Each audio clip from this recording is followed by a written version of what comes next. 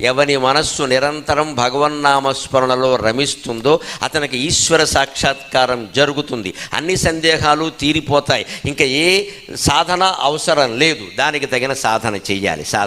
మనం ఇంట్లో ఉండే కృష్ణుడు బొమ్మ మన కళ్ళ ఎదురుగా శ్రీకృష్ణుడిగా మారుతుందమ్మా, సందేహమే లేదు. మనం ప్రయత్నం చేయాలి.